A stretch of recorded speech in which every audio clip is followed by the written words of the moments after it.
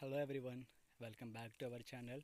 So ఈరోజు మన video వచ్చేసి మనం ఎంతో ఇష్టపడి తినేటటువంటి జీడిపప్పు. అది మనకి జీడిపప్పు లభించడం తెలుసు, బట్ అది ఎట్లా వస్తుందో చాలామందికి తెలియదు అనమాట. సో అదేంటి ఎలా వచ్చింది అంటే చూడండి, ఇవి వచ్చేసి మన జీడి తోట అనమాట. ఇది వచ్చేసి ఫ్లవర్స్.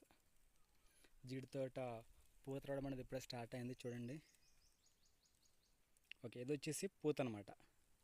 సో దీని తర్వాత నేను వేరొక ప్లాంట్ దగ్గరికి వెళ్ళి అక్కడ ఉన్నటువంటి ఈ పూత చిన్న పింజగా ఎలా వచ్చిందని నేను చూపించబోతున్నాను. అది ఎట్లా ఉంటుంది ఏంటని. ఓకే, మనం నెక్స్ట్ ప్లాంట్ దగ్గరికి వెళ్ళిపోదాం. ఓకే,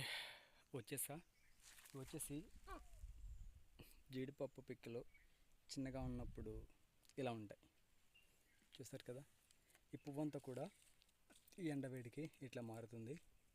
సో ఈ ఎండ మాత్రం మామూలుగా లేదబ్బా, చంపుతుంది. ఓకే చూడండి, ఇంకా ముందు దీని గురించి నేను ఒక మంచి ఎక్స్ప్లెనేషన్ కూడా ఇస్తాను. సో ప్లీజ్ దయచేసి మన ఛానల్ని సబ్స్క్రైబ్ చేసుకోండి అండ్ మన వీడియోస్ ఎప్పటికప్పుడు చూస్తూనే ఉండండి. Thanks for watching. బాయ్.